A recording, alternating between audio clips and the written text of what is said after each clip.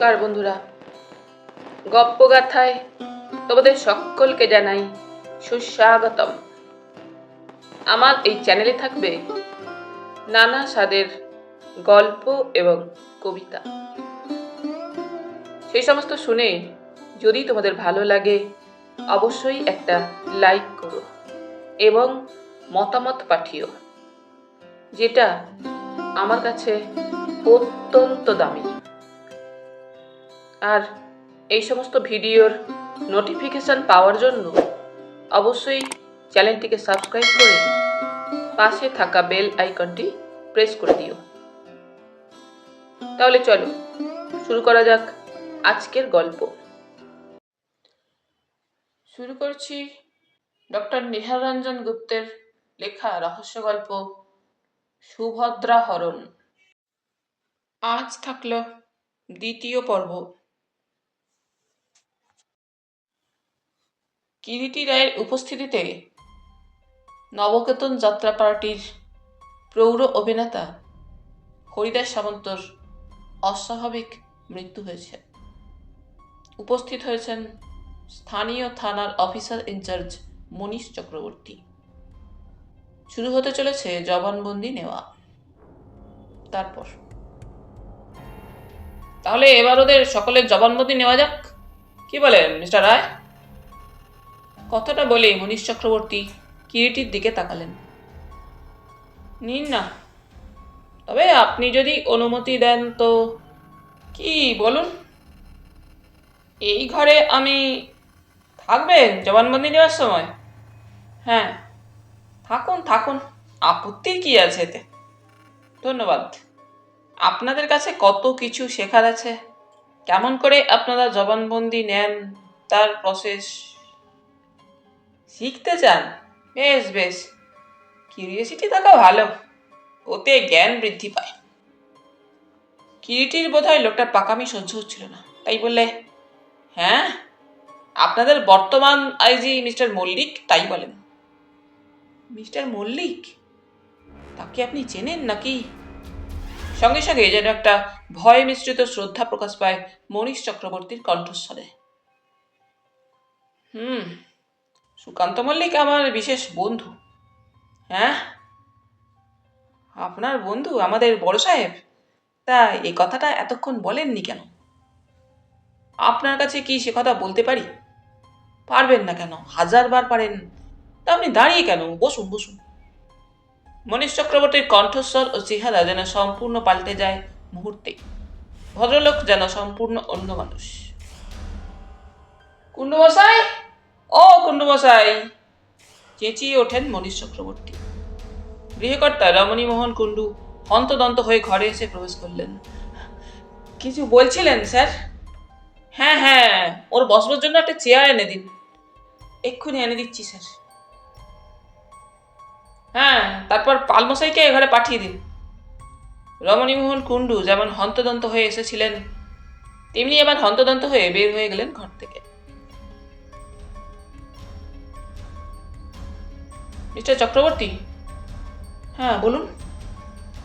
আমি যদি আপনার জবানবন্দি নেওয়ার ফাঁকে ফাঁকে দু একটা প্রশ্ন করি? 100 বার করবেন, 1000 বার করবেন।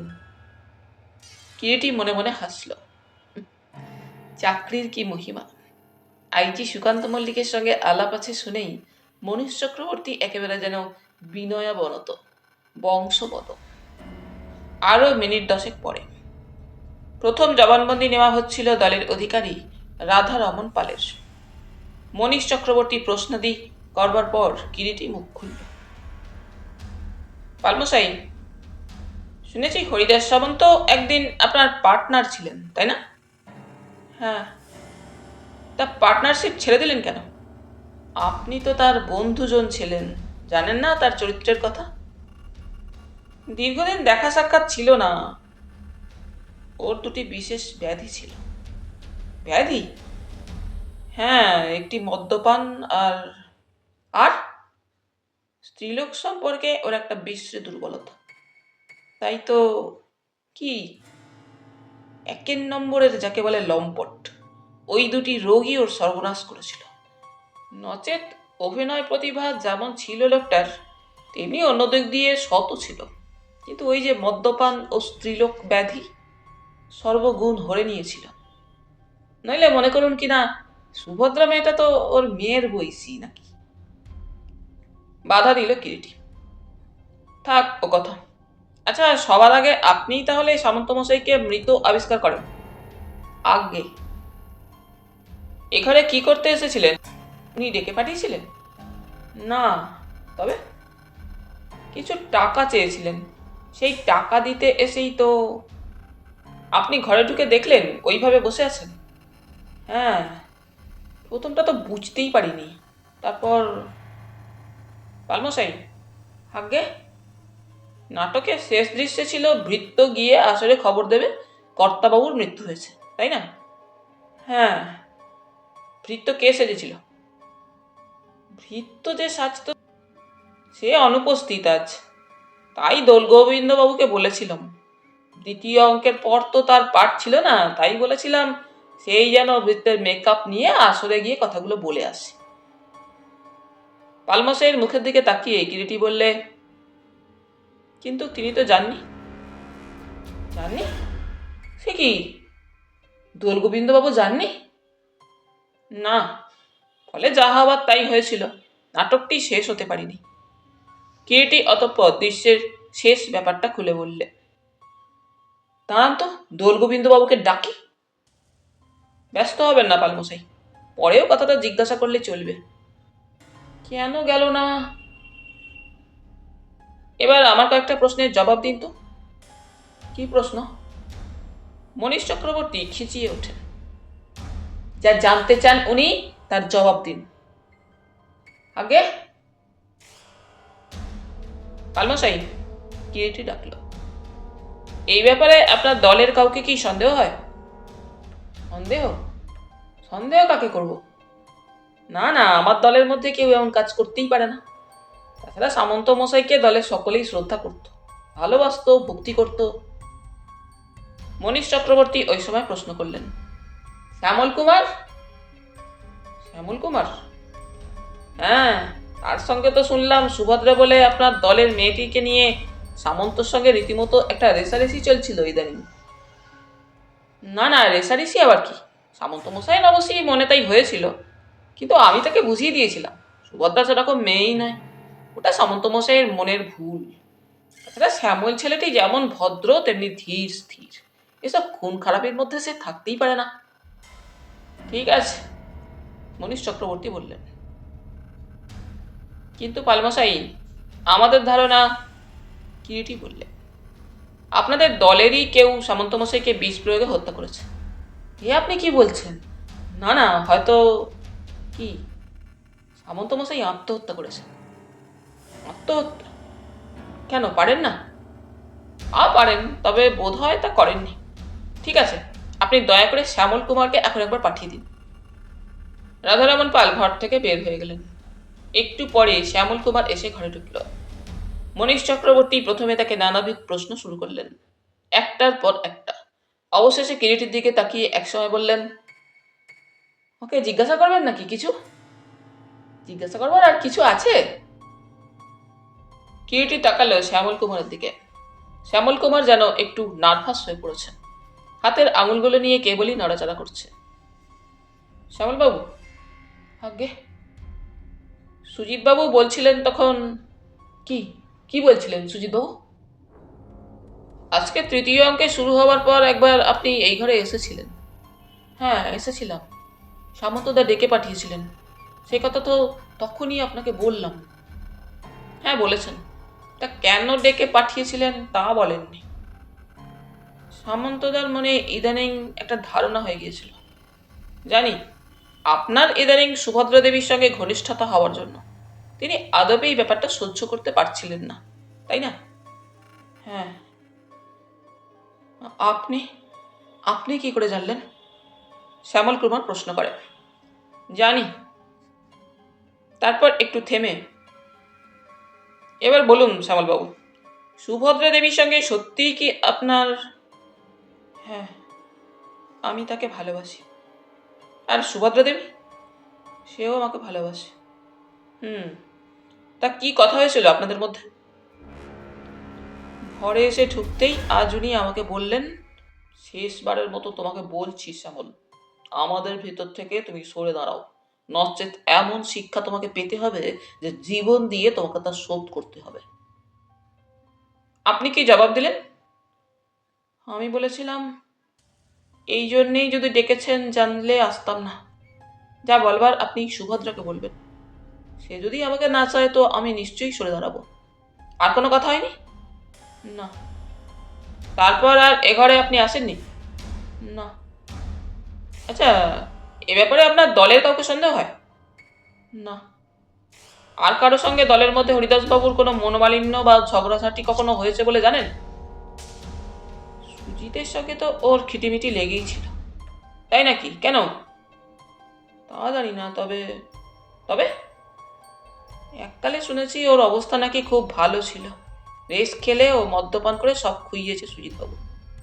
তাছাড়া তাছাড়া শুনেছি সুভদ্রাকে ওই দলে এনেছিল। একসময় সুভদ্রার সঙ্গে ওর যথেষ্ট ঘনিষ্ঠতাও ছিল। সামন্তদা আসার পর থেকেই সামন্তদার সঙ্গে ভিড়ে গিয়েছিল সুভদ্রা। আচ্ছা, সুভদ্রাকে আপনার কিরকম মনে হয়? খুব ভালো মেয়ে। আজ পালা শেষ হবার পর রাত্রে সুভদ্রা বলেছিল বর্ধমান যাবে। আপনি জানেন সে কথা? হ্যাঁ, আমাকেও বলেছিল। আপনারও সঙ্গে যাবার কথা ছিল কি? না। কেন যাবে বলেছিল সুভদ্রা বর্ধমানে, জানেন কি? তার এক মাসি বর্ধমানে নাকি থাকে। তার অসুখ। তাকেই বলেছিল দেখতে যাবে বর্ধমানে। আপনাকে সঙ্গে যেতে বলেনি? বলেছিল, কিন্তু আমি বলেছিলাম যাব না। ঠিক আছে, আপনি যান। সুজিত বাবুকে একবার পাঠিয়ে দিন। শ্যামল কুমার চলে গেল। মনীশ চক্রবর্তী কিরিটির দিকে তাকালেন। ছেলেটাকে কিরকম মনে হলো কিরিটি বাবু? আপনার কি মনে হলো? গভীর জলের মাছ। তা বাসাদন জানেন না যে আমারও এ লাইনে দীর্ঘদিনের অভিজ্ঞতা। তাছাড়া ও সাপের হাসি বেঁধে চেনে। এ আপনাকে আমি বলে রাখছি, ওই ওই হচ্ছে। মনীশ চক্রবর্তীর কথা শেষ হলো না। সুজিত কুমার এসে ঘরে ঢুকল। সুজিতকে প্রথমে মনীশ চক্রবর্তী প্রশ্ন করতে শুরু করলেন। কিরিটি তখন ঘরের চারিদিকে আবার তাকিয়ে তাকিয়ে দেখতে লাগলো। ঘরটা ভালো করে দেখা হয়নি। হঠাৎ কিরিটির নজরে পড়ল দরজার গোড়ায় একটা সিগারেটের পোড়া টুকরো। কিরিটি গিয়ে নিচু হয়ে সিগারেটের টুকরোটা তুলে নিতে গিয়ে নজরে পড়ল যে চেয়ারের উপরে হরিদাস সামন্তের মৃতদেহটা উপবিষ্ট, তার নিচে কি একটা পড়ে আছে, চকচক করছে। মনীশ চক্রবর্তী তখন সুজিতকে নিয়ে ব্যস্ত। সেদিকে নজর দেওয়ার মতো অবকাশ ও মন কোনোটাই তার ছিল না। সে তাকালেও না কিরিটির দিকে। কিরিটি নিচু হয়ে চকচকে বস্তুটি তুলে নিয়ে দেখল একটা শৌখিন গালার চুরির ভগ্নাংশ।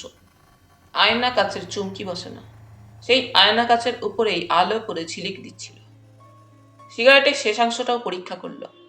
চারমিনার সিগারেট, এবং সেই সিগারেটটা যে খাচ্ছিল সে নিশ্চয়ই পান খেয়েছিল, কারণ শেষাংশে পানের ছোপ শুকিয়ে আছে। দুটো বস্তুই কিরিটি পকেটে রেখে দিল সযত্নে। মিস্টার রায়, মনীশ চক্রবর্তীর ডাকে কিরিটি ওর দিকে তাকালো। ওকে কিছু জিজ্ঞাসা করবেন নাকি? দুই একটা প্রশ্ন করব। সুজিতবাবু, আপনি বলেছিলেন তৃতীয় অঙ্ক শুরু হবার পর আপনি একবার শ্যামল কুমারকে এ ঘরে আসতে দেখেছিলেন। হ্যাঁ। তখন রাত কটা হবে বলে আপনার মনে হয়? কত আর হবে, রাত 10:15 কি 10:30। শ্যামলবাবু এ ঘরে কতক্ষণ ছিলেন জানেন? তা মিনিট 15-20 হতে পারে। বুঝলেন কি করে? আপনি বুঝি ততক্ষণ দরজার বাইরেই দাঁড়িয়েছিলেন? তা কেন, আমি আমি চলে গিয়েছিলাম। তাহলে জানলেন কি করে শ্যামলবাবু এ ঘরে মিনিট 15-20 ছিলেন? মানে মিনিট 15-20 বাদে এদিকে আসছিলাম, তখন তাকে বেরুতে দেখেছিলাম এই ঘর থেকে। তাদের পরস্পরের মধ্যে কি কথাবার্তা হয়েছিল বলতে পারেন? তা কেমন করে বলবো, আমি তো আর ঘরে যাইনি। তা ঠিক, তবে অনুমান তো করতে পারেন। অনুমান? হ্যাঁ, অনুমান। না। আচ্ছা, এমনও তো হতে পারে। কি? দরজার বাইরে দাঁড়িয়েও তো তাদের দুই একটা কথা আপনার কানে আসতে পারে। না মশাই, তাছাড়া কোথাও আড়ি পাতা আমার অভ্যাস নেই। হঠাৎ কিরিটি বলে, আপনি খুব পান খান সুজিত বাবু মনে হচ্ছে। সুজিত এক মুখ পান নিয়ে চিবোচ্ছিল। দোক্তা সিক্ত লালচে এবড়ো খেবড়ো দুপাটি দাঁত বার করে সুজিত বললে, হ্যাঁ, সর্বক্ষণ পান দোক্তা না হলে আমার চলে না। আর কোনো কিছুর প্রতি আসক্তি নেই আপনার সুজিত বাবু? আসক্তি তো অনেক কিছুর উপরেই ছিল, কিন্তু একে একে সবই ছেড়েছি। তাই নাকি? হ্যাঁ, বড় বদ অভ্যাস। আর বদ অভ্যাসের ওপর একবার আসক্তি জমলে তা সে যেমনই হোক না কেন ছাড়তে বড় কষ্ট হয়।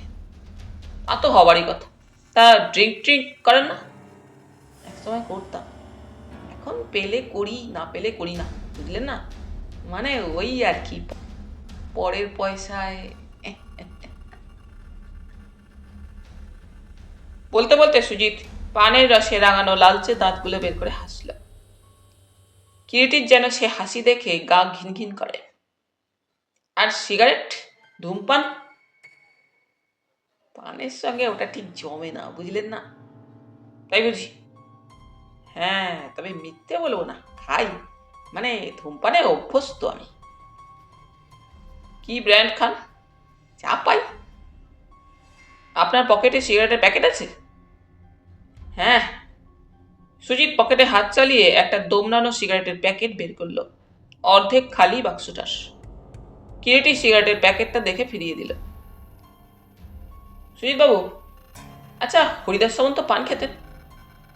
সুজিত লালচে দাঁতগুলো বের করে বললে, হ্যাঁ, তবে পাতা পান নয়, বোতল পান করতেন, মাত্রাধিক্যেই।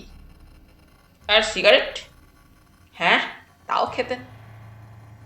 কি ব্র্যান্ড খেতেন বলতে পারেন? চারমিনার।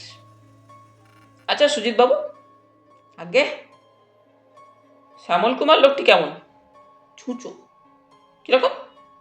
ছুঁচো যেমন সর্বদা ছুকছুক করে, তারও অভ্যাসটি তেমনি। কিরকম? কিসের জন্য ছকছক করতেন? বুঝলেন না? না, স্ত্রীলোক। বুঝলেন? স্ত্রীলোক। তা এ দলে কোনো মেয়ের প্রতি তার দুর্বলতা ছিল নাকি?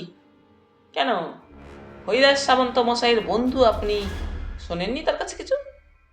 না, তার স্ত্রীলোকটির উপরেই যে নজর ছিল শ্যামল কুমারের। তাই নাকি? একটু থেমে কিরিটি আবার প্রশ্ন করে, আচ্ছা সুজিত বাবু, হরিদাস সামন্তর সঙ্গে শ্যামল কুমারের কিরকম সদ্ভাব ছিল বলুন তো? সাপে নেউলের সম্পর্ক যেমন, তেমনি ধরনের সদ্ভাব ছিল বলতে পারেন। কেন বলুন তো? ওই যে একটু আগেই বললাম, বুঝলেন না? মানে? মানে সামন্ত মশাইয়ের মেয়ে মানুষ ছিল সুভদ্রা, শ্যামল কুমার এসে সেই মেয়ে মানুষটিকে হাতিয়ে নিয়েছিল, তার ফলে যা হবার তাই হয়েছিল। আচ্ছা আর একটা কথা। কি বলুন? আগে তো মানে শ্যামল কুমার আসার আগে এ দলে বোধহয় হিরোর পার্ট আপনিই করতেন, তাই না? করতাম, আর এখনো করতে পারি। শুধু তো মাকাল ফলের মতো চেহারাটাই হলে হয় না মশাই। অভিনয় বস্তুটি হচ্ছে একটা আর্ট, বুঝলেন? গড় গড় করে তোতা পাখির মতো খানিকটা শেখানো বুলি আউড়ে গেলেই সেটা অভিনয়, অ্যাক্টিং হয় না। শ্যামল অভিনয়ের কি বোঝে, কিন্তু পাল মশাইয়ের কিসে খেয়াল আছে?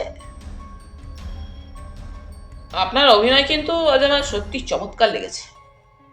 লেগেছে তো, লাগতেই হবে। আপনাদের মতো অভিনয় রসিক বলেই বুঝেছেন। আচ্ছা, হরিদাস সামন্ত কেমন অভিনয় করতেন? এককালে ভালো অভিনয় করত, কিন্তু ওই যে মহা দুটি ব্যাধি, মদ আর স্ত্রীলোক, ওতেই ওর সর্বনাশ হলো। আপনি বলতে চান তাহলে মেয়ে মানুষের জন্যই ওর প্রাণটা গেল? নির্ঘাত। মেয়ে মানুষটি তাহলে আপনার মনে হয়? আজ্ঞে হ্যাঁ, আমাদের সুভদ্রা দেবী, সাক্ষাৎ কাল নাগিনী, বুঝলেন? বিষকন্যা। বিষকন্যা কেন বলছেন? যে কন্যার সংস্পর্শেই বিষ, সেই তো প্রাণঘাতিনী বিষকন্যা। তা বটে। তারপর একটু থেমে কিরিটি বললে, সুজিত বাবু, এবারে সত্যি করে বলুন তো, আজ অভিনয় শুরু হবার পর একবারও কি এ ঘরে আপনি আসেননি? না। ঠিক বলছেন? নিশ্চয়ই। মনে করে আবার ভালো করে ভেবে বলুন। ভাবাভাবি বা মনে করবার কি আছে, আসিনি। কিন্তু আমি যদি বলি, কি আজ অভিনয় শুরুর পরে এ ঘরে আপনি এসেছিলেন? না সুজিতবাবু, আমার হাতে প্রমাণ আছে যে আপনি এ ঘরে এসেছিলেন। প্রমাণ? এ কি বলছেন মশাই? কিরিটির মনে হলো গলাটা যেন কেমন বসে গেছে হঠাৎ সুজিত কুমারের। গলার স্বরটা যেন ঠিক স্পষ্ট নয়। কিরিটি বুঝতে পারে তার নিক্ষিপ্ত তীর লক্ষ্যভেদ করেছে। অস্বীকার করে লাভ নেই, বলুন কেন এসেছিলেন? আমি আসিনি। আপনার জামার পকেটে ওটা কি উঁচু হয়ে আছে, দেখি বের করুন তো। ওটা একটা হাফ পাইন্ট বোতল। বোতলটা বের করুন। সুজিত পকেট থেকে একটা কালো চ্যাপ্টা মতো হাফ পাইন্ট বিলিতি মদের বোতল বের করলো। কি আছে ওতে? হুইস্কি। দেশি না বিলিতি? দেশি। বোতলটা তো দেখছি অর্ধেকের বেশি খালি। এটা কি পরশময়ী পরি নাকি? মানে কেউ কি দিয়েছে? হ্যাঁ। কে দিল? পাল মশাই। তারপরে একটু থেমে বলল, অভিনয়ের রাত্রে, বিশেষ করে অভিনয়ের সময় মধ্যে মধ্যে না পান করলে আমি অভিনয় করতে পারি না। তাই পালমশাই অভিনয়ের রাত্রে একটা পাইন্ট বোতল আমাকে দিয়ে থাকেন। কিরিটি ক্ষণকাল অতঃপর সুজিত কুমারের দিকে চেয়ে রইল। আমি এবারে যেতে পারি? হ্যাঁ, কিন্তু বোতলটা আমার চাই, দিন। বোতলটা? হ্যাঁ দিন। নিন। সুজিত বোতলটা কিরিটির হাতে তুলে দিল। কিরিটি বোতলটা চোখের সামনে তুলে ধরে দেখল, তারপর সেটা সামনের টেবিলের উপরে রেখে দিল। আচ্ছা, আপনি এবারে যেতে পারেন। সুজিত কুমার ঘর থেকে বের হয়ে গেল। মনীষ চক্রবর্তী জিজ্ঞাসা করলেন, ও কি সত্যি আজ রাত্রে এঘরে একবার এসেছিল বলে আপনার মনে হয়? মনে হয় নয়, এসেছিল, কিন্তু একটা ব্যাপারে কেমন যেন খটকা লাগছে। কি বলুন তো? কিছু না। সুভদ্রা দেবীকে এবারে ডাকান তো। এখনই ডাকছি। মনীষ চক্রবর্তী ঘরের দরজার বাইরে গিয়ে সুভদ্রাকে ওই ঘরে পাঠিয়ে দেবার জন্য বললেন। একটু পরে সুভদ্রা এলো। কেঁদে কেঁদে তার দু চোখের পাতা ফুলে উঠেছে। চোখের পাতায় তখনও জল, বোঝা যায়। সুভদ্রা ইতিমধ্যেই তার অভিনয়ের সাজ পোশাক ছেড়ে ফেলেছে। পরনে সাধারণ একটি লাল রঙের চওড়া পাট তাঁতের শাড়ি। কেটি লক্ষ্য করল মুখের প্রসাধনও তুলে ফেলেছে সুভদ্রা ইতিমধ্যেই। মনীষ চক্রবর্তী প্রথমে তার প্রচলিত ভঙ্গিতে প্রশ্ন শুরু করলেন, আপনি সুভদ্রা দেবী? জলে ভরা চোখ দুটি তুলে নিঃশব্দে মাথা হেলিয়ে সুভদ্রা সম্মতি জানালো। অনেক দিন এ দলে আছেন? হ্যাঁ। সুজিতবাবু বলছিলেন আপনাকে তৃতীয় অঙ্কের মাঝামাঝি সময়ে একবার নাকি এ ঘরে আসতে দেখেছিলেন? সুজিতবাবু ঠিকই দেখেছিলেন, এসেছিলাম। কেন? সামন্ত মশাই আমাকে ডেকেছিলেন। কিরিটি নিঃশব্দে চেয়ে চেয়ে দেখতে থাকে খুঁটিয়ে খুঁটিয়ে সুভদ্রার সারা দেহ। মনীষ চক্রবর্তী আবার প্রশ্ন করেন, কেন ডেকে পাঠিয়েছিলেন? বলেছিলাম বর্ধমানে যাব, তাই বারণ করলেন যেন না যাই। বর্ধমানে কেন যেতে চেয়েছিলেন? মাসির খুব অসুখ। তারপর কতক্ষণ ছিলেন? মিনিট 10। ওই সময় কিরিটির দিকে তাকিয়ে মনীষ চক্রবর্তী বললেন, কিছু জিজ্ঞাসা করবেন ওকে? কিরিটি সুভদ্রার দিকে তাকিয়ে বললে, সুভদ্রা দেবী, শুনলাম সুজিত বাবুই আপনাকে একদিন এই যাত্রা দলে এনেছিলেন। হ্যাঁ। সুজিত বাবুর সঙ্গে আপনার কতদিনের পরিচয়? আমি এই যাত্রার দলে আসার আগে মধ্যে মধ্যে অ্যামেচার ক্লাবে প্লে করতাম। সুজিতবাবু একবার আমার প্লে দেখে আলাপ করেন। তারপর আমি যাত্রার দলে যোগ দিতে চাই কিনা জিজ্ঞাসা করলে আমি বলি হ্যাঁ। তখন উনি নিয়ে আসেন আমাকে। সেই থেকেই আমাদের পরিচয়। তার আগে পরিচয় ছিল না? ওকে জানতেনও না? না। আপনার মা বাবা ভাই বোন নেই? না, ছোটবেলায় মা বাবা মারা যায়, তারপর মাসির কাছেই আমি মানুষ। বর্ধমান থেকে কলকাতায় যাতায়াত করতেন? তা কেন? তবে আমি 15 বছর বয়সেই কলকাতায় চলে আসি আমার স্বামীর সঙ্গে। আপনার বিয়ে হয়েছিল? হয়েছিল। স্বামী এখন কোথায়? কোথায় চলে গিয়েছে কেউ জানে না। কতদিন আগে? বছর 10 আগে। বুঝতেই পারছেন, তারপর লেখাপড়া শিখিনি, বাঁচতে তো হবে, কাজেই এখানে ওখানে অভিনয় শুরু করলাম। ইদানিং হরিদাস সামন্তর সঙ্গেই বোধহয় ঘর করছিলেন। সুভদ্রা মাথা নিচু করল। সুভদ্রা দেবী, বলুন। আপনি যখন তৃতীয় অঙ্কের মাঝামাঝি সময়ে এ ঘরে আসেন, সামন্ত মশাই তখন কি করছিলেন মনে আছে আপনার? চুপচাপ বসেছিলেন। তিনি মদ্যপান করছিলেন না? ঠিক মনে নেই, বোধহয় করছিলেন। তাহলে ঘরে বোতল একটা নিশ্চয়ই থাকতো।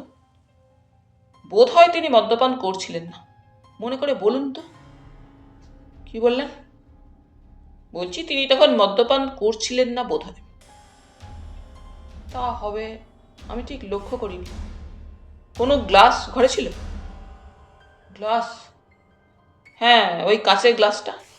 কিরিটি অদূরে টুলের উপর রক্ষিত শূন্য কাঁচের গ্লাসটা দেখালো। দেখিনি। আচ্ছা, ইদানিং আপনার সঙ্গে তার মন কষাকষি চলছিল, তাই না? অত্যন্ত সন্দেহবাতিক ছিল লোকটির। স্বাভাবিক।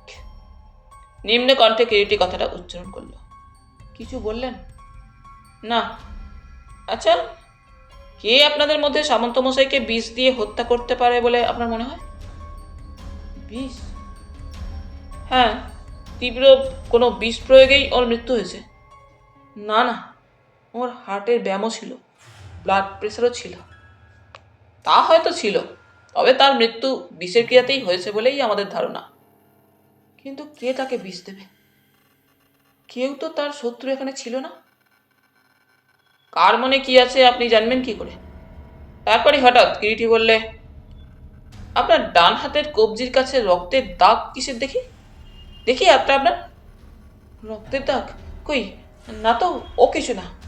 ও হ্যাঁ, মনে পড়েছে, সন্ধ্যার সময় সাজঘরের টিনের পার্টিশনের একটা পেরেকে হাতটা কেটে গিয়েছিল কবজির কাছে। অভিনয়ের সময় দেখেছিলাম আপনার দু হাতে কাচের আয়নার চুমকি বসানো দুটি চুড়ি। চুড়ি দুটো বুঝি খুলে রেখেছেন? হ্যাঁ, সাজঘরে বাক্সের মধ্যে। নিয়ে আসতে পারেন চুড়ি দুটো? সুভদ্রা কেমন যেন এবারে একটু থতমত খেয়ে যায়, চুপ করে থাকে। কেমন যেন একটু মনে হয় ইতস্তত ভাব একটা। কই যান, নিয়ে আসুন চুড়ি দুটো। সুভদ্রা বেরোচ্ছিল, কিন্তু কিরিটি তাকে আবার কি ভেবে বাধা দিল। না, আপনি না। মনীষ চক্রবর্তীর দিকে তাকিয়ে বলল, মিস্টার চক্রবর্তী, বাইরে কাউকে বলুন তো সুভদ্রা দেবী সাজঘর থেকে চুড়ি দুটো নিয়ে আসতে। মনীষ চক্রবর্তী বের হয়ে গেলেন। ঘরে এবারে একা সুভদ্রা। সুভদ্রা যেন বেশ একটু বিব্রতই বোধ করে, অথচ মুখে সেটা প্রকাশ না করলেও কিরিটির বুঝতে কিন্তু অসুবিধা হয় না। কিরিটি সুভদ্রার মুখের দিকে তাকালো। সুভদ্রা দেবী? হ্যাঁ, আমায় কিছু বলছিলেন? সুভদ্রা দেবী, আমার নামটা বোধহয় আপনি জানেন না। সামন্ত মশাই যে বলছিলেন ধূর্যটি রায় আপনার নাম। নামটা আপনার মনে আছে দেখছি, কিন্তু ওটা তো আমার আসল নাম নয়। তবে ওটা আমার অন্য একটি নাম। বিশেষ করে নামের আড়ালে যখন আমি আমাকে কিছুটা গোপন করতে চাই, বলতে পারেন ছদ্মনাম। ছদ্মনাম? হ্যাঁ। সুভদ্রা তাকালো কিরিটির মুখের দিকে। হ্যাঁ, কিরিটি রায় নামটা কখনো শুনেছেন? কিরিটি রায়? আপনি কি তবে সেই বিখ্যাত রহস্যানুসন্ধানী? একটা ঢোক গিলে কেমন যেন শুকনো গলায় থেমে থেমে কথাগুলো টেনে টেনে উচ্চারণ করল সুভদ্রা। হ্যাঁ, আমি সেই। তবে আপনি? না, সামন্ত মশাইয়ের বন্ধু আমি কোনোদিনও ছিলাম না। তার সঙ্গে পরিচয় মাত্র আমার কয়েকদিন আগে। এবং আরও বোধহয় আপনার একটা কথা জানা দরকার।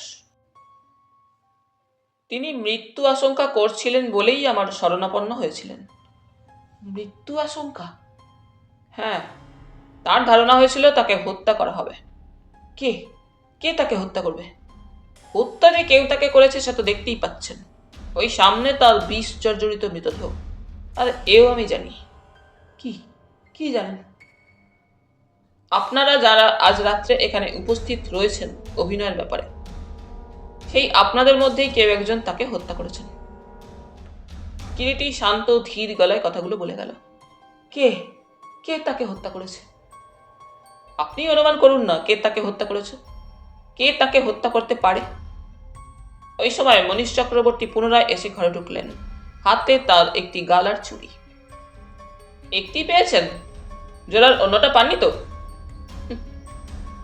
কিরিটি মৃদু হেসে বললে, না, একটি পেলাম। জানতাম পাবেন না। সুভদ্রা দেবী, জোড়ার অন্য চুরিটা কোথায় গেল? সুভদ্রার দিকে ফিরে তাকিয়ে কিরিটি তার কথাটা প্রশ্নের ভিতর দিয়ে শেষ করলো। জানি না, ওখানেই তো খুলে রেখেছিলাম। না, রাখেননি। রাখেনি? কি বলছেন আপনি? ঠিকই বলছি, অন্যটা ভেঙে গিয়েছে। ভেঙে গিয়েছে? হ্যাঁ, তৃতীয় অঙ্ক শুরু হওয়ার পরই কোনো এক সময় ভেঙে গিয়েছিল। কারণ তৃতীয় অঙ্কের মাঝামাঝি সময় আমার এখন স্পষ্ট মনে পড়ছে হাতে আপনার চুরি ছিল। তা কি করে ভাঙলো? সুভদ্রা চুপ, একেবারে যেন বউ বা বেমুহূর্ত। জবাব দিন। এই ঘরের মধ্যেই না? কিন্তু ভাঙলো কি করে? হ্যাঁ, এই ঘর থেকে বেরোবার সময় দরজায় ধাক্কা লেগে চুরিটা ভেঙে যায়। আপনি মিথ্যে কথা বলছেন। যেমন একটু আগে বলেছিলেন পেরেকে হাত কেটেছেন। কিন্তু বলুন সত্যি কথাটা। মিথ্যে আমি বলিনি। বলেছেন। এবার বলুন তো। আপনি সন্তান সম্ভবা, তাই? হ্যাঁ হ্যাঁ। মাথাটা আবার নিচু করল সুভদ্রা। কার সন্তান আপনার গর্ভে? সামন্ত মশাইয়ের। তিনি জানতেন কথাটা? জানতেন। আশ্চর্য। অস্ফুট স্বরে কথাটা কিরিটি উচ্চারণ করল। কিছু বললেন? কিছু না, আপনি যেতে পারেন। পাল মশাইকে এ ঘরে পাঠিয়ে দিন। সুভদ্রা ঘর ছেড়ে চলে গেল। রাত শেষ হয়ে আসছিল। গ্রীষ্মের স্বল্পায়ু রাত্রি। খোলা জানালা পথে একটা ঠান্ডা ঝিরঝিরি হাওয়া আসছিল। রাধারমন পাল এসে ঘরে ঢুকলেন। ইতিমধ্যেই কিরিটির পরামর্শে মনীষ চক্রবর্তী একটা চাদরে মৃতদেহ ঢেকে দিয়েছিলেন, চেয়ার থেকে নামিয়ে মেঝেতে শুইয়ে দিয়ে। কয়েক ঘন্টার মধ্যেই যেন পালমশাইয়ের মুখটা শুকিয়ে গিয়েছে। আমায় ডেকেছেন? পালমশাই? কিরিটির ডাকে রাধারমন পাল ওর মুখের দিকে তাকালেন। একটা কথা জিজ্ঞাসা করি। বলুন। সুজিত বাবুকে আজ আপনি একটা পাইন্ট বোতল দিয়েছিলেন? হ্যাঁ। অভিনয় রাত্রে আপনি প্রত্যেকবারই দিতেন? আজ্ঞে। পালমশাই, একটা কাজ আপনাকে করতে হবে। কিরিটি বললে। কি বলুন। আপাতত যতদিন না সামন্ত মশাইয়ের মৃত্যু রহস্যের একটা মীমাংসায় পুলিশ পৌঁছায়, ততদিন আপনার দলের কয়েকজন কলকাতার বাইরে কোথাও যেতে পারবেন না। ভালো কথা। দোলগোবিন্দ বাবু আছেন তো? তাকে একবার যদি ডেকে দেন, একটা প্রশ্ন তাকে করতে চাই। না মশাই, তার কোনো সন্ধানই পাচ্ছি না। সন্ধান পাচ্ছেন না? না। আপনি জানেন না তিনি কোথায় গিয়েছেন? না। হঠাৎ এভাবে চলে যাওয়ার কারণও তো কিছু বুঝতে পারছি না। কিরিটি একটু যেন কি ভাবলো, তারপর বললে, তিনি তো অনেকদিন আপনার দলে আছেন। হ্যাঁ, তা ধরুন প্রায় বছর 7 তো হবেই। তবে মনে হচ্ছে কি, ফ্রেঞ্চ লিকারের সন্ধানে বোধহয় গিয়েছে। সারাটা দিনই উসখুস করছিল, কিন্তু আমি যেতে দিইনি। নেশা করলে ওর হুঁশ থাকে না, পাঠ করতে পারবে না, নচেত সে পালাবার লোক নয়। নেশা একটু বেশি করে বটে, লোকটা সাদা সিধে, ওর প্যাচ তেমন কিছু নেই। আপনার দলের সকলেরই বোতল প্রীতি রয়েছে, কিরিটি বললে। আজ্ঞে। আর কে কে মদ্যপান করে থাকেন এ দলে? সবাই করে অল্প বিস্তর। শ্যামল কুমার? বলতে পারি না। আপনি? না, জীবনে আজ পর্যন্ত মদ স্পর্শ করিনি। তাহলে ওই কথাই রইল, ওরা যেন কলকাতার বাইরে না যায়। কিন্তু আপনি দলের কাদের কথা বলছিলেন, যারা পুলিশের বিনা অনুমতিতে বাড়ি ছেড়ে কোথাও যেতে পারবে না? শ্যামল কুমার, সুজিত কুমার, সুভদ্রা দেবী আর আপনি ও দোলগোবিন্দবাবু। রাধারমন পাল যেন কেমন ফ্যাল ফ্যাল করে বোবা অসহায় দৃষ্টিতে কয়েকটা মুহূর্ত কিরিটির মুখের দিকে তাকিয়ে থাকেন। তারপর কিছুক্ষণ বাদে শুকনো গলায় প্রশ্ন করেন, জিভটা দিয়ে ঠোঁট চেটে, কেন? আমাদের কি আপনি সন্দেহ করেন? আপনাদের সকলের উপরেই যে পুলিশের সন্দেহ পড়েছে তা নয়। তবে বুঝতেই পারছেন, আপনারা যারা যারা মৃত হরিদাস সামন্তর সঙ্গে ঘনিষ্ঠ ছিলেন, এ হত্যা রহস্যের মীমাংসায় একটা পৌঁছতে হলে আপনাদের প্রত্যেকেরই যাদের নাম করলাম আমাদের প্রয়োজন। কিন্তু ইতস্তত করলেন রাধারমণ পাল। বলুন, থামলেন কেন? সত্যি কি আপনারা মনে করেন হরিদাস সামন্তকে বিষ দিয়ে হত্যা করা হয়েছে? পুলিশের ধারণা আপাতত তাই, তবে ময়নাতদন্তে যদি অন্য কিছু প্রকাশ পায়। কিন্তু আমরা আমাদের এককালের একজন সহকর্মীকে হত্যা করতে যাবই বা কেন? সেটা জানতে পারলে তো সবকিছুর মীমাংসা হয়েই যেত পালমশাই। যাক, যা বললাম সেই মতো সকলকে বলে দিন। আর পরশু বা তরশু বিকেলের দিকে আপনাদের চিতপুরের অফিসে যাব। ওদের সকলকে উপস্থিত থাকতে বলবেন।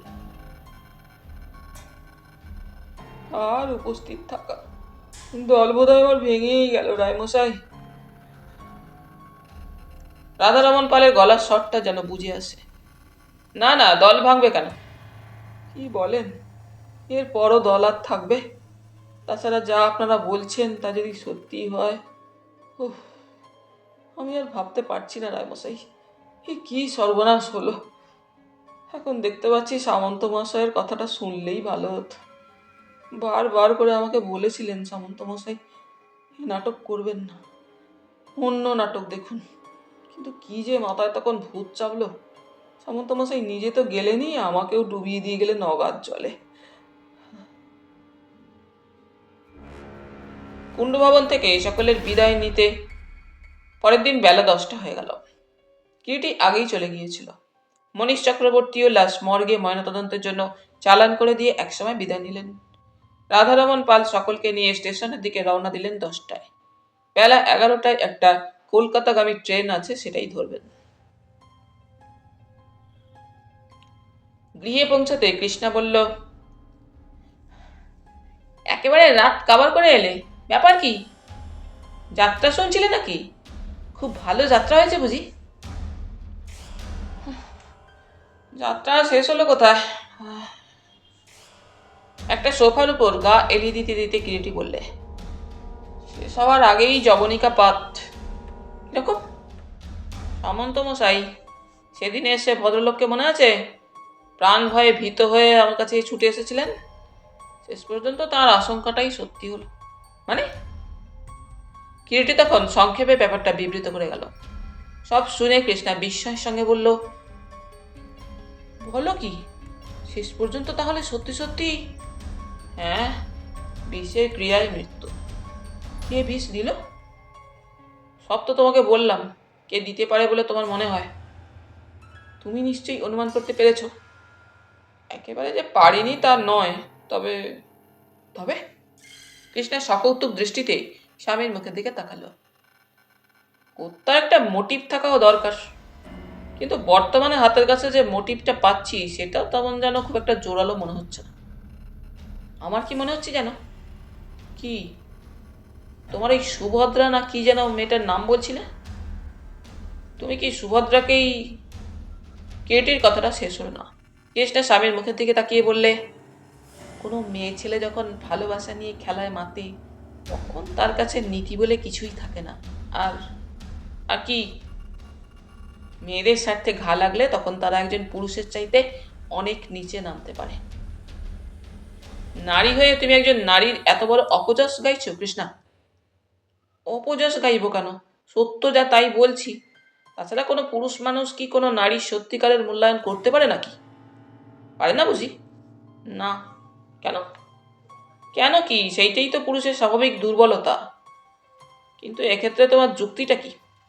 ওই স্বার্থে ঘা লেগেছে বলেই কি আমার কথাই বা তুমি মেনে নেবে কেন?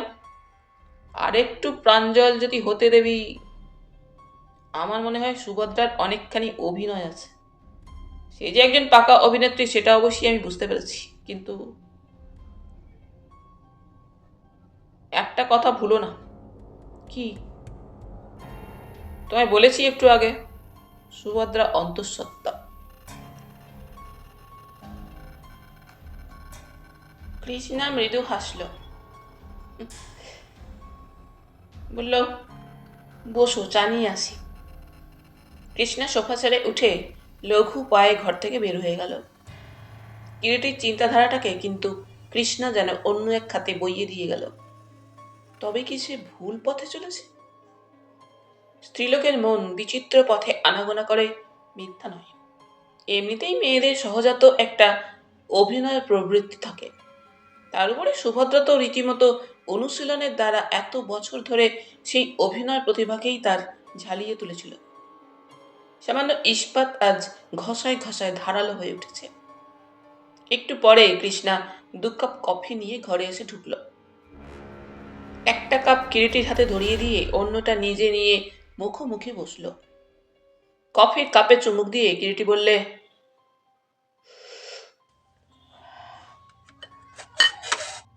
কৃষ্ণা, আজ একবার বর্ধমান যাব। হঠাৎ বর্ধমান? একটু ঘুরে আসি। সুভদ্রার মাসির খোঁজ নিতে? হ্যাঁ, বঞ্চিটির পরিচয় পেলাম, মাসিটির সঙ্গে যদি পরিচয় করা যায়।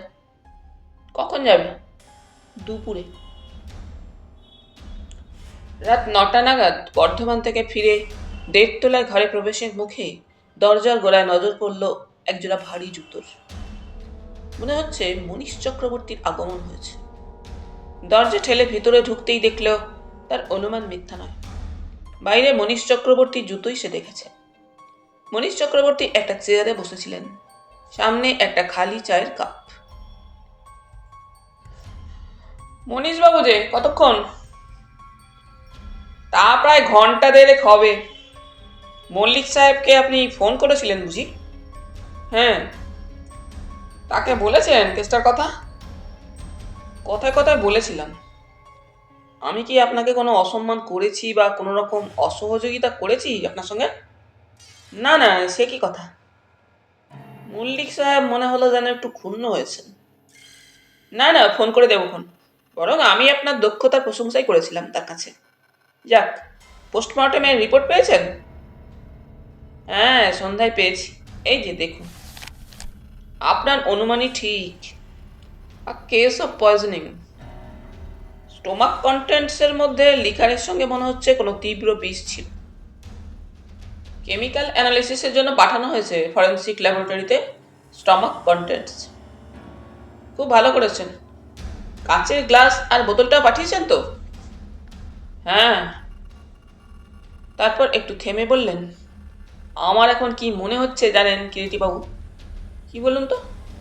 ওই দোল গোবিন্দ না কি যেন নাম, যে সে রাত্রে হঠাৎ গা ঢাকা দিয়েছে, এ তারই কীর্তি। নিশ্চয়ই তারই কীর্তি। হতে পারে। তা হঠাৎ তারই উপরে সন্দেহটা পড়ছে কেন বিশেষ করে? নচেত ব্যাটা হঠাৎ গা ঢাকা দিলে কেন? কিন্তু যাবে কোথায়? আমি লোক লাগিয়েছি, ঠিক ধরবই ব্যাটাকে। ব্যাপারটা সে ভয় বা নার্ভাসনেসও তো হতে পারে মিস্টার চক্রবর্তী। না না কীর্তিবাবু, আপনি যাই বলুন, এতকাল খুনে ডাকাতদের নিয়ে কারবার করছি, ও মশাই সাপের হাঁচি বেঁধে চেনে। আরও একটি লোককে আমার সন্দেহ হয়। ব্যাটা একটি বাস্তু খুখু। কার কথা বলছেন? কার আবার? ওই রাধারমন পাল দলের অধিকারী কেমন ভিজে বেড়ালটির মতো হাবভাব দেখাচ্ছিল। ভদ্রলোক প্রচন্ড ঘাবড়ে গিয়েছিল, বুঝতে পারেননি? ওটা স্রেফ অভিনয়, বুঝতে পারলেন না? ও দুটোকেই আমি ভাবছি অ্যারেস্ট করব। অ্যারেস্ট করে থানায় এনে চাপ দিলেই দেখবেন স্বীকার করতে পথ পাবে না। বলে কত দেখলাম। মল্লিক সাহেবকে আমি বলে দিয়েছি, 2 দিন অপেক্ষা করুন স্যার, ও রহস্যের মীমাংসা আমি করে এনেছি প্রায়। তাহলে শ্যামল কুমারের ওপর থেকে সন্দেহটা আপনার গেছে? হঠাৎ কিরিটি বলল। চাইনি একেবারে, তবে তবে অতটা আর নেই। তবু তার উপরে আমার চোখ আছে বই কি। কিন্তু প্রত্যেক ক্ষেত্রেই ওই ধরনের হত্যার একটি মোটিভ, উদ্দেশ্য থাকে। আপনার মনে হয় এক্ষেত্রে মোটিভটা কি?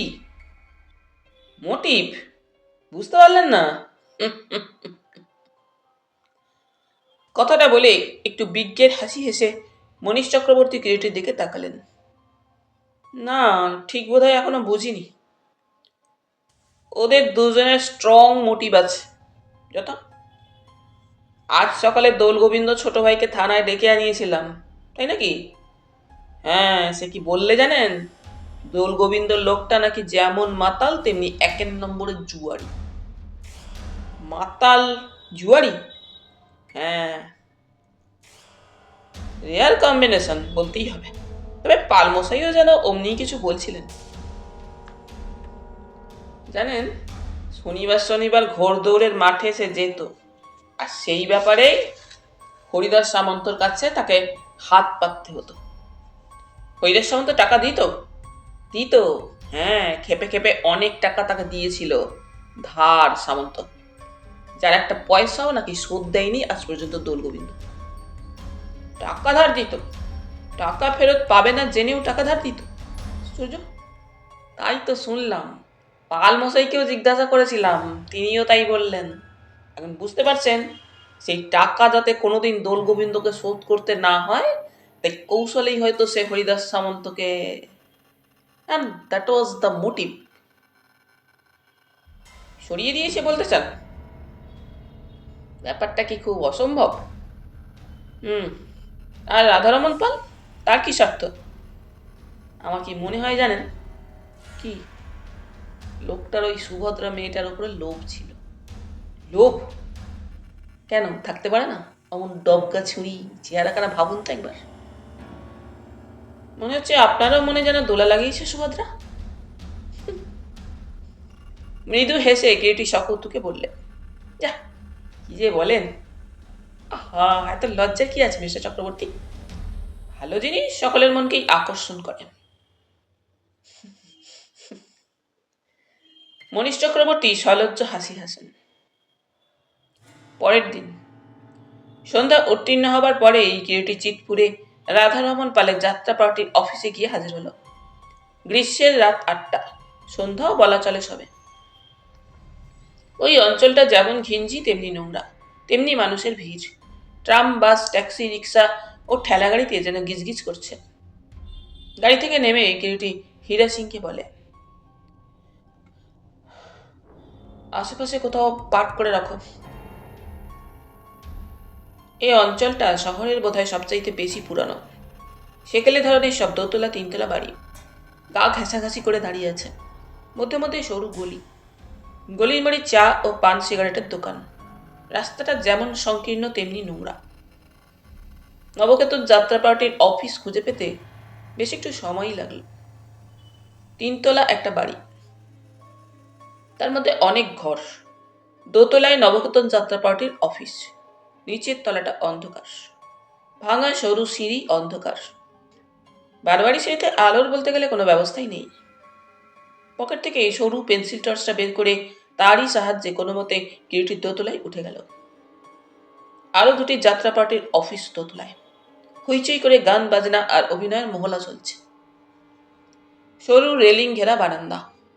বারান্দাটা দক্ষিণ উত্তর ঘুরে পশ্চিম উত্তরে চলে গিয়েছে।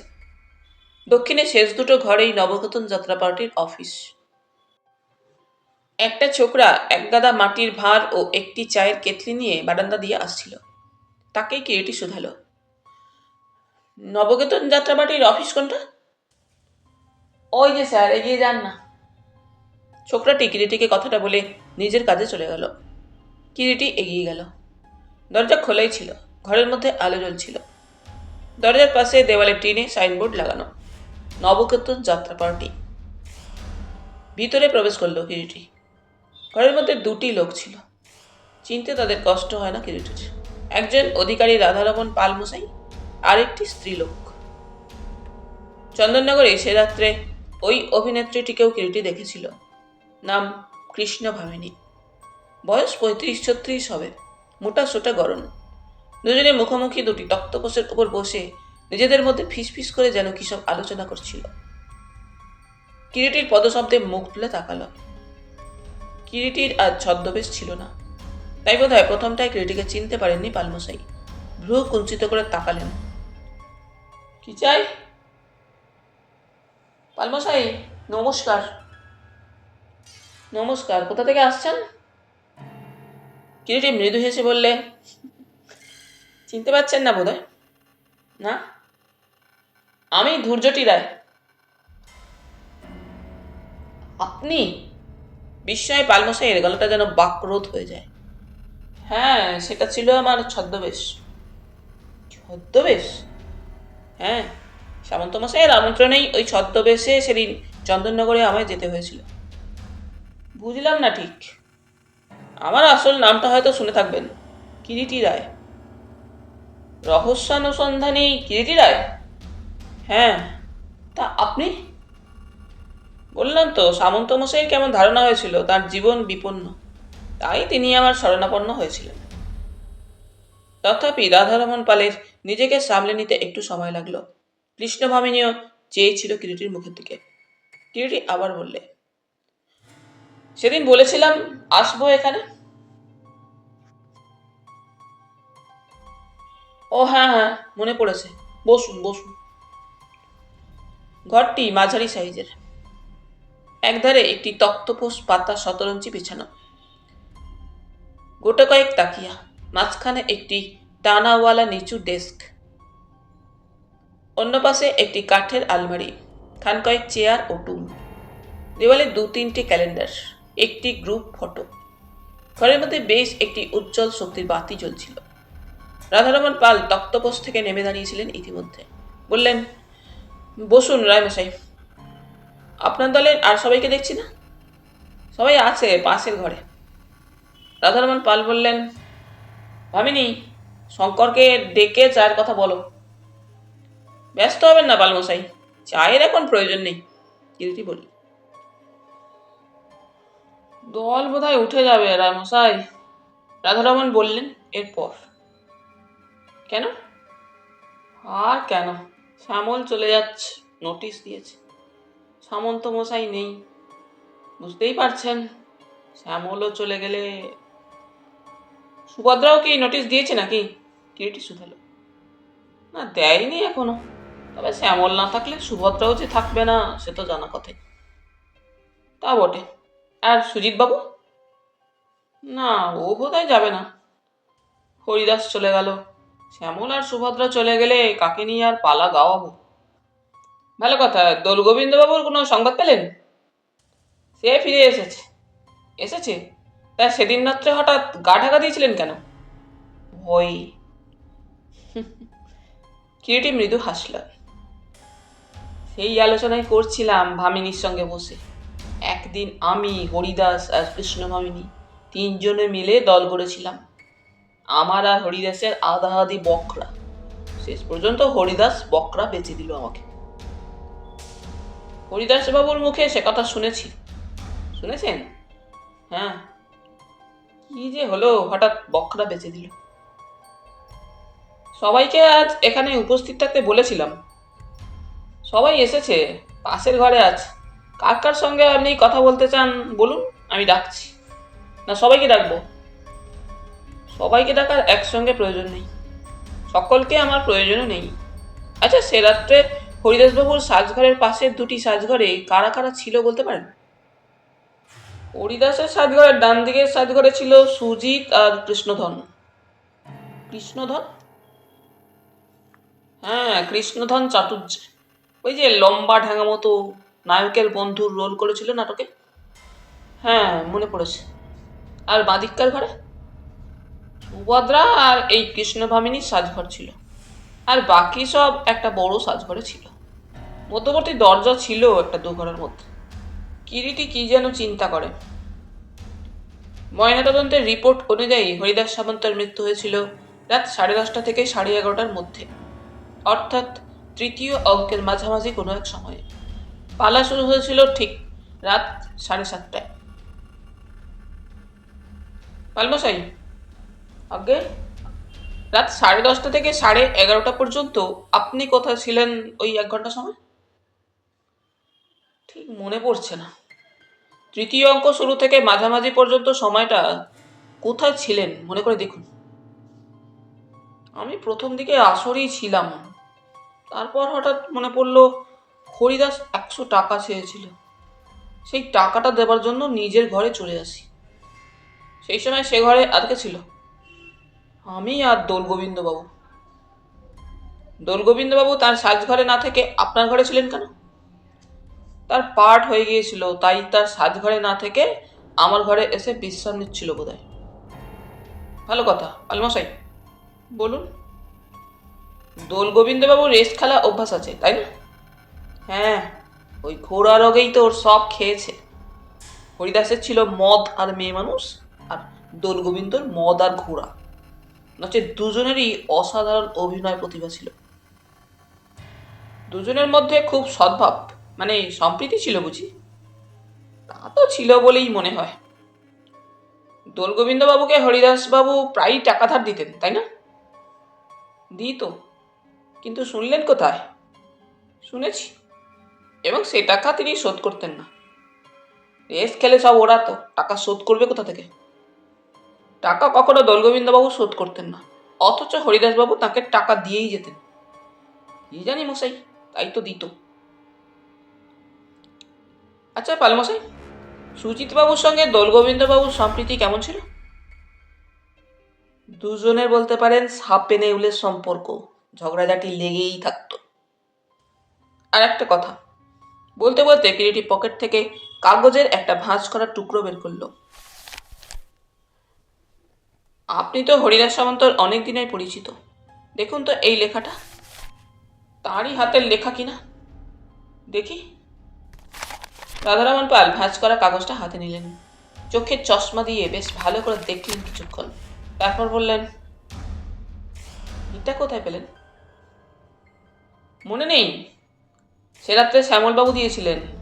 এই সেই চিরকুট যেটা রাধা দেবী শ্যামলের হাতে দেবার জন্য চাকর ভোলাকে দিয়েছিল। ও হ্যাঁ, মনে পড়েছে। চিরকুটে লেখা, শ্যামল একবার দেখা করবে সময় পেলেই, জরুরি দরকার। কি মনে হয় বালমশাই, লেখাটা সামন্ত মশাই তো? সেই রকমই তো হাতের লেখা দেখে মনে হচ্ছে। ঠিক বলতে পারছেন না? আচ্ছা, হরিদাসবাবুর কোনো হাতের লেখা আপনার কাছে আছে? এরকম কিছু নেই। কোনো চিঠি বা, দাঁড়ান, মনে পড়েছে। সুভদ্রা হরণ নাটকের পাণ্ডুলিপির মধ্যে মধ্যে হরিদাসের হাতে কারেকশন ও সাজেশন লেখা আছে, যা সে রিহার্সালের সময় লিখেছিল। দেখতে পারি একবার নাটকের পাণ্ডুলিপিটা? নিশ্চয়ই। ভামিনি, আলমারি থেকে পাণ্ডুলিপিটা বার করে দাও তো। এই নাও চাবি। পালমশাই পকেট থেকে একটা চাবির গোছা বের করে দিলেন। কৃষ্ণ ভামিনী নিঃশব্দে উঠে গিয়ে চাবি দিয়ে আলমারি খুলে নাটকের পাণ্ডুলিপিটা বের করে এনে দিল। কিরিটি উল্টে পাল্টে কিছুক্ষণ কয়েকটা পাতা দেখল, তারপর বললে, পালমশাই বলুন। পাণ্ডুলিপিটা আমি নিয়ে যাব? নিয়ে যান, ও অভিশপ্ত পাণ্ডুলিপি, ও এ ঘরে থাকলে হয়তো আরও অমঙ্গল হবে। কৃষ্ণ ভাবিনী দেবী, কিরিটির ডাকে মহিলাটি ওর মুখের দিকে তাকালো। এক কাপ চা খাওয়ার। কৃষ্ণ ভাবিনী ঘর থেকে বের হয়ে গেল। পালমশাই, আগে আমার দুটো ঠিকানা চাই। ঠিকানা? হ্যাঁ, সুভদ্রা ও হরিদাসবাবু কোথায় থাকতেন সেই বাড়ির ঠিকানা, আর সুজিত বাবুর বাসার ঠিকানা। সুভদ্রা আর হরিদাস পাল স্ট্রিটে থাকতো, 3-2। আর সুজিত কালীঘাটে থাকে, মহিম হালদার স্ট্রিটে। খাতা দেখে অতঃপর সঠিক ঠিকানা দুটো বলে দিলেন রাধারমণ। কিরিটি টুকে নিল নোটবুকে। আর একটা কথা বলুন, সুজিত বাবুই তো একদিন সুভদ্রাকে আপনার দলে এনেছিলেন? হ্যাঁ। এবারে দোলগোবিন্দবাবুকে একবার ডাকুন। আর কাউকে না। রাধারমণ পাল ঘর থেকে বের হয়ে গেলেন। তাহলে বন্ধুরা, আজ এখানেই শেষ করলাম। আবার ফিরবো পরের পর্বে। তোমরা সকলে খুব খুব ভালো থেকো। ধন্যবাদ।